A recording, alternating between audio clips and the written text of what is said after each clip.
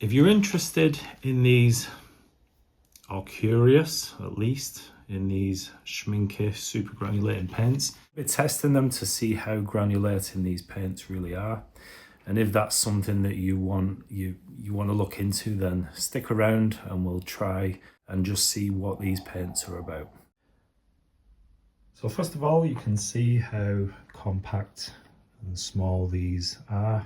Like I said, they're a 5mm box, 5mm tubes. And let's just go ahead and open these. Let's see what we've got. There actually is a fair choice in colours in sets. This one is Tundra green, and they've all got these funny sort of names. Tundra violet, which I like the look of, and then Tundra orange as well. I don't know whether you can see that. So I'm going to grab some paper. I'm just going to swash these and see where that takes us. I do actually have a few other super granulating paints.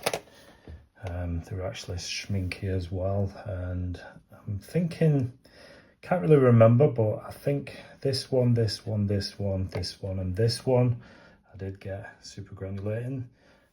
This one's, I don't know whether it's Mars black, but it's more like a brown colour. You can see little hints of blue in there as well. That's one of the things I do like about the super granulating paints. You do get these different sort of colours that almost separate a little bit. You can see this colour here.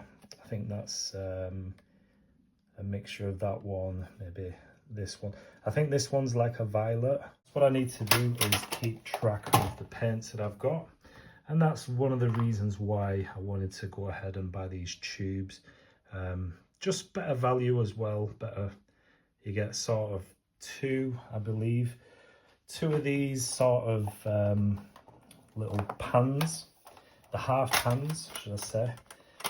So I think one of these tubes you get two of these size of pans out of. So it is definitely worth investing in the tubes. Let me just pop the light on. Okay, so I'm going to start with this Tundra green. Let's see what that's about. I do really like, you know, I do really enjoy using greens in my watercolour. So I'm just going to pop it straight on the paper. Just a tiny, maybe that's too much. It does go a long way. And I'll just apply some water now as well. Clean, hopefully. I hope my brushes are clean as well. We'll soon find out. But just add some water now to this paint, Tundra green. So let's see what that's all about. So that's, you can see, first of all, how dark, how rich the colour is, how vibrant. And if I just start adding some water along the edge of that, so I can see how the different tones we get from that colour. So that's that one. Let me try and use clean water for the next. And I think we're going to go for this. This is the Tundra violet. So again, I think this is going to be quite a nice colour. This is probably going to granulate, and you'll see different pigments in this one, I think more so than the green. I just think this is a nice alternative to normal, I don't know, regular traditional watercolours. So it's just something a bit different that you can try if you're interested in these pigments. I think there is different brands now you can get these super granulating paints, but the only ones that I've tried are these Schmincke brand, and I'm a massive fan. I do really enjoy the Schmincke brand, usually Schmincke Horadam. These, oh, they are Horadam Aquarelle, you can see that. So I don't know whether there's much difference, but obviously these have the granulating effect. So this is the Tundra orange now. let's see, just trying to get this lid back on, and a bit of clean water, clean as I can anyway, just because I've been using them for the rest of these colours.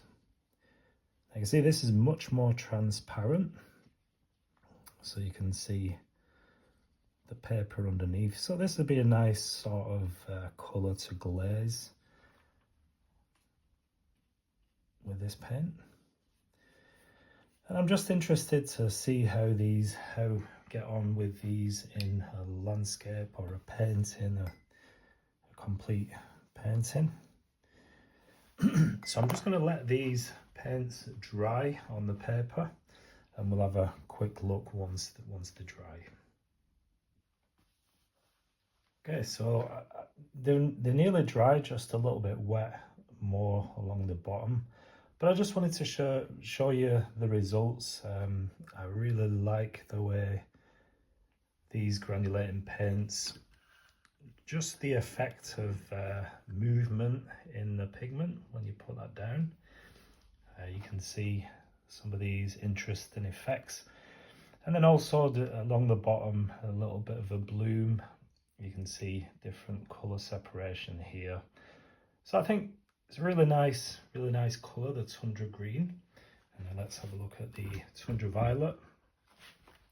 This one, you can see obviously the granulation. I like the colour. I like the way it does granulate towards when you sort of weaken out the mix with some water. And then you've got this interesting effect where you got this sort of colour separation. I don't know whether it's made with the orange, but you can certainly see some orange popping through there. So really quite an interesting colour, quite nice. And the Tundra orange, I did spell it wrong, so it's a pop a D in the Tundra there. So yeah, just again, you got some nice granulation. Maybe not as much as the others, but it does give a nice little speckle of granulation in that pen, in that colour as well. So I'd really love to know your thoughts. Have you tried these super granulating paints? Is it something that you would like to try? Hopefully you find this video useful. I do appreciate you watching. I'd love to know your feedback, good or bad.